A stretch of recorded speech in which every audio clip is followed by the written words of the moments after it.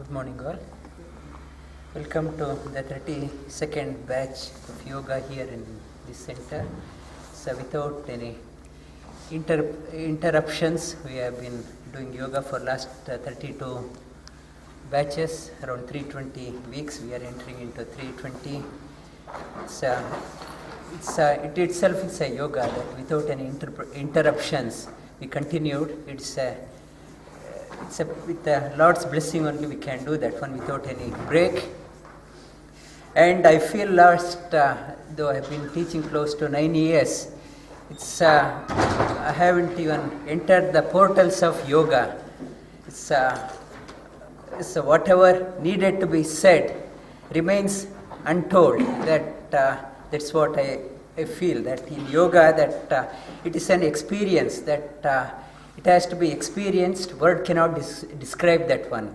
They say gram of practice is better than tons of theory. We may have a big volume of library in our home, but still, if you don't practice, it means nothing. That bit of practice is better than tons of theory. Yoga has to be experienced. It is not for the general discussion, it is not for convincing others, it is to experience ourselves. And yoga has different interpretations, different meanings. If you go to the yoga schools here, it's mainly it's a body oriented and swinging your arms and legs, and how quickly you can do that one. Or some schools, they say, if you come to our yoga school, in 1 hour you can burn this many calories, and it's mainly body oriented. And yoga has further deeper meaning to that one. Yoga is not only for the body, it's not only for the mind, and integral part of the body and mind is soul. Yoga is for the soul also.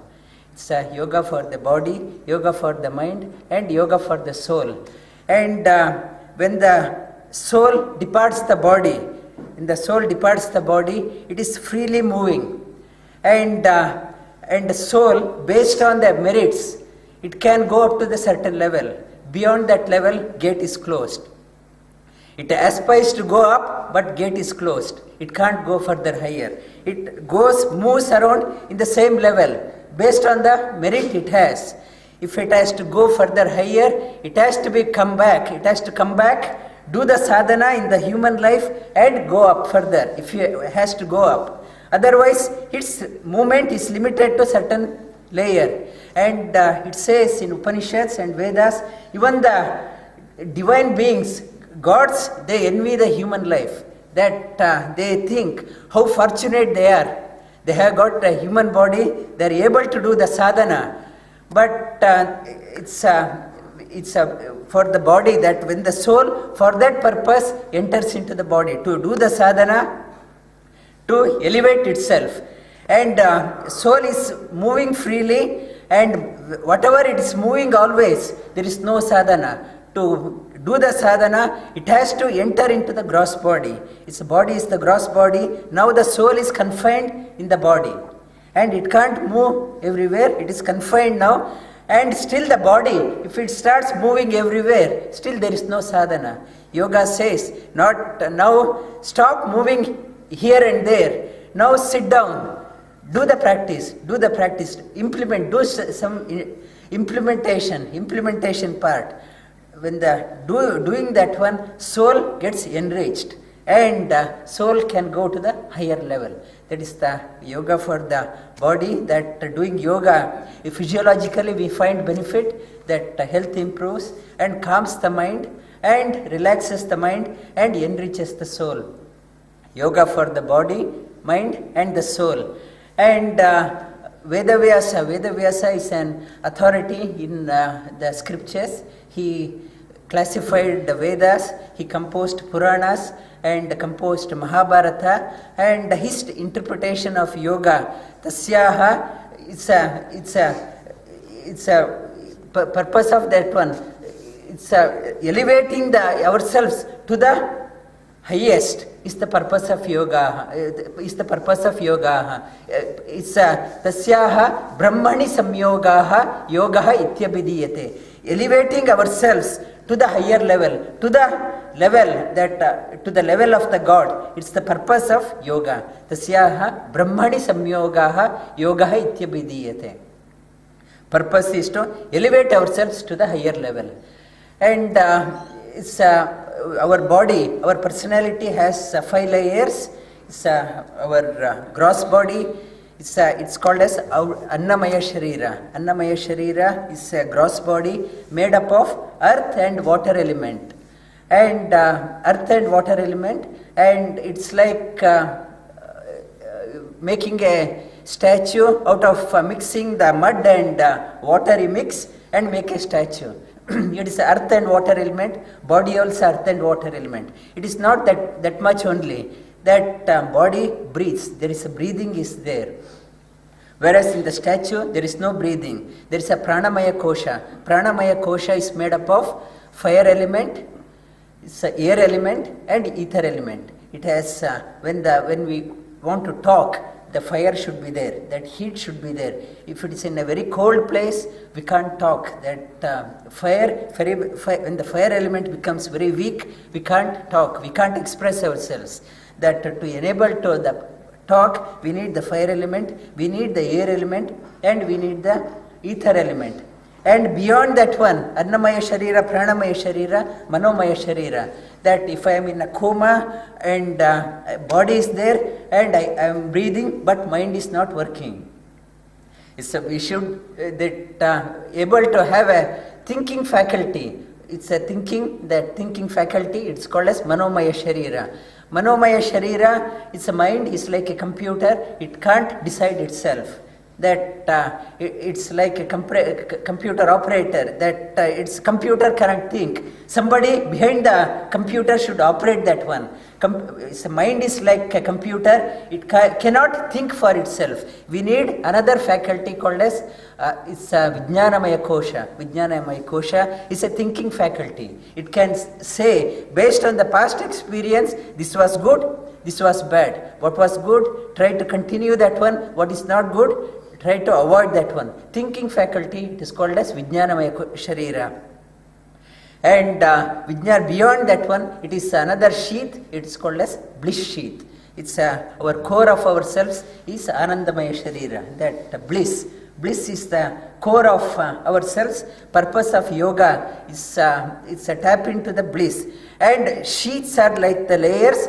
Within all the layers, within the core of that one is the Supreme Being is there. Because of Him residing in the body, we are getting the bliss. Because of Him, we are able to think. Because of Him, that mind is there. That it's a deciding faculty is there, thinking faculty is there. Because of Him, we are able to breathe. Because of Him, we are able to have a healthy body. It's a yoga. Yoga caters for helps us to tap into our bliss sheath, able to have it's a discrimination faculty, able to think and able to breathe, able to have a healthy body. Yoga caters for all 5 layers of personality. And doing yoga, doing the postures, do it in your comfort zone, do not compare with others. And another requirement for the yoga, that we may be attending yoga for 5 years, 7 years. Whenever I conduct yoga teachers training, that some of the students, they say that some questions, they say we heard but we don't know. That we need to have one faculty, that faculty it is called as one is Shravana. Shravana is hearing, not only hearing, Manana. Think again and again, contemplate on that one. Again and again, contemplate, Manana. Without Manana, just because of Shravana, we can't enrich. It's just a mere of information. It's a mere information, it won't help. When you go home, write down whatever you learnt. Whatever you think of, you learnt, and contemplate on that one. Whether it's a teacher's interpretation is right, or do I have any other different interpretation? Contemplate on that and contemplate, and the result of contemplation, whatever you get, it is your contribution to the knowledge. Otherwise, it's mere an information. And another faculty, another requirement of the students of yoga that students required is a humility. Humility is required, and devotion is required. Faith in the teacher is required. Without humility, without having a devotion, without having a faith in the teacher, because out of compulsion, if you are coming because of some family members or somebody, is knowledge won't come to you. That even 10 years, 20 years, 50 years, if you attend course without humility, without surrender to the teacher, without devotion, you won't get the knowledge. Even the teacher has acquired that one in the same process.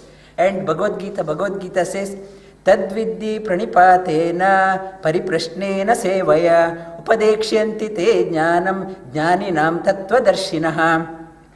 Tadviddi pranipatena, surrender to the teacher. Tadviddi pranipatena pariprashnena, inquire out of humility, not to test the teacher, not to show your knowledge. Out of out of humility, ask, please tell me that tadviddi pariprashnena, inquire the teacher, pariprashnena, and help the teacher wherever you can, pariprashnena sevaya. Then teacher may reveal the secret of knowledge to you.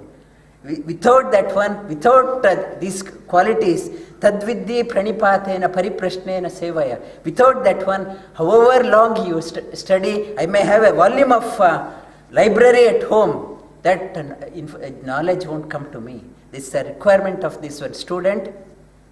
Is the humility in the class, it's approaching the teacher, and it's clarify the doubt out of humility, not to test the teacher, and serve whatever way, then only knowledge dawns to you. That's the purpose of yoga, attending this one. It's not only practice and enrich ourselves. Knowledge should dawn to us. That's the prayer to the Lord when we are coming. That why knowledge is required. Some people, they said, when you come to the yoga, we'll straight away get into the asana part. Why knowledge is required? They say knowledge, sun illumines the outer world. And there is a mantra that in Surya Namaskar we say that Hiranmayena Patrena Satyasya Pihitam Mukam. We are praying to the sun, you are illumining only the outer world. My attention always goes to the outside. Remove your brightness, so that may the light be dawned in my heart. Because of sunlight, we are always looking outside, because we are seeing only outer things. Take away your brightness, so that the light within me may be dawned. That light, the light in the daytime, I can move freely. In the night time, if there is a total darkness, I am too scared to go out. I will ask take a torch, because I may think snake may be there, or I may think robbers may come, somebody may hit me. That I am too scared to go into the dark. But in the yoga journey is an inner journey. Inner journey, it's no companion can come along with us. We have to go within ourselves. That inner journey, to go that one, if the knowledge is like jnana deepena bharata. Knowledge is like a light. Light takes us. It's a for inner journey. It's a guiding torch. Takes us to the inner journey. Some people, they say that when they close the eyes, they get too scared. That they get many fearful visions. That when you have the knowledge, that purpose of scriptures, purpose of jnana, to make you fearless. That nirbhayatvam, that wherever fear is there, that means there is no knowledge. Make purpose of scriptures, purpose of yoga, to make you fearless, and go boldly in your inner direction, inner journey. It's a knowledge. It's like a torch. It helps you to go deep within you. And when you go deep within, it's a bliss. It leads to that knowledge, leads to bliss and peace of mind. That knowledge is required. And in the 12th chapter, Arjuna asked the same question. 12th chapter, after Arjuna had a cosmic vision of the Lord, he asked that question. That should I contemplate on the outer things? I see many beautiful things in the outer world. Should I contemplate on the outer things? Or should I contemplate along with the outer things? Contemplate on the Lord within myself. That outer things, or outer things means, should I be satisfied only with the rituals, or should I go much beyond that one? Should I do rituals along with the Lord within? And some people, they are very happy only doing the rituals, go to the temple, or if Swamiji is there, every day attend the pujas. It's all rituals. There is no sadhana. It's rituals itself is enough, or along with that one, should I do the sadhana? And Sri Krishna, it starts off that one. If you start only with the rituals, it's avidya, it's Ishavasya Upanishad says, avidya upasana, those who do this is called as avidya upasana. They go into andantamas, that they go to the neither world. That it's very, any mistake you do in the rituals, that there is it's a repercussion is there. When you are doing the puja, if you are following any format, it's any mistake, small mistake, even the mantra ucharana, anything, small mistake, there is a negative effect. Whereas it is when you contemplate on the Lord, even if there is a mistake, that no side effect. That is the straightforward. It's a straightforward approach, direct approach. That other ritualistic approach, any small mistake, there is a negative consequence, and that is it's more difficult, very difficult, and contemplate on to me. That's what Sri Krishna says. And last year we learned the 15th chapter of Bhagavad Gita. This term we'll learn the 12th chapter of Bhagavad Gita, and we'll next time, that next class, you bring the Bhagavad Gita book, and we'll start off this one today. Arjuna Vacha Evam Satata Yuktaye Bhaktastvam Pariyupasate Echapyaksharam Avyaktam Tesham Ke Yoga Vittama Tesham Te Yoga Vittama. Yoga Vittama, who is the better? Tesham, one who contemplate on you directly, or that akshara. Akshara means ritualistic portion. That one who is only the rituals, who is better among between those ones. And we'll continue on this one next week. Lie down on your back.